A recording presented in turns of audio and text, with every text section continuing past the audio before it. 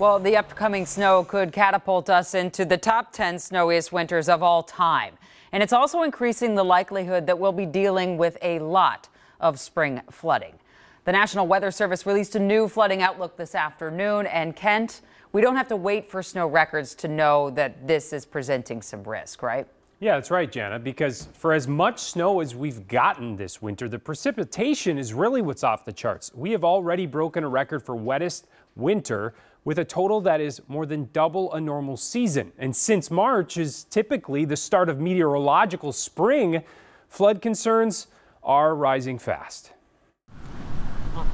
Ah, yes. Welcome to meteorological spring in Minnesota. A time when snow still flies, but our views of it expands from friend or foe to fuel. With this much fuel out there, it won't take much for us to reach at those flood levels.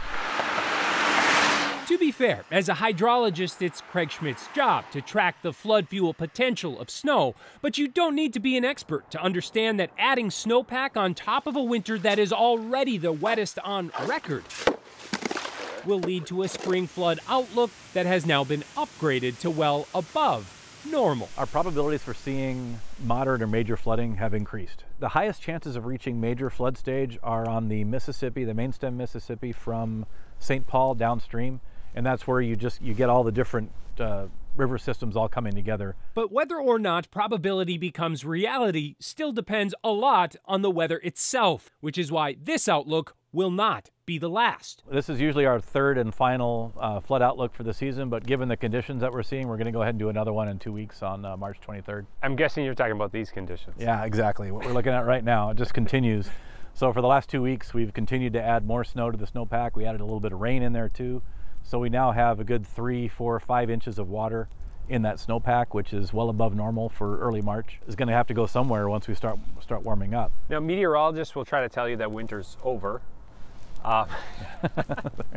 Do we have to put our seatbelts on and just kind of buckle up for the weeks to come? We kind of do. The things that we're looking for is, it looks like we're going to stay fairly below normal for temperatures throughout most of March, it looks like. So it's going to allow this snow to stay with us for a while. And in this case, that's not necessarily bad news. Keep in mind, all that flood fuel has wiped out a lot of fire fuel and drought conditions. And because our record snow hasn't come with record cold, there is still hope for avoiding the worst this spring might have to offer. The soils did not freeze very deep, and so that is probably one thing that's going to help us a lot. If we could get a nice orderly melt, if we could get temperatures in the 40s during the day and drop down near freezing at night and just have it come off a little bit at a time, that would be perfect. Orderly does not seem like it fits the bill this winter. That doesn't, yeah, not but much maybe at all, this spring, right? Yeah, with any luck, yes, I hope so.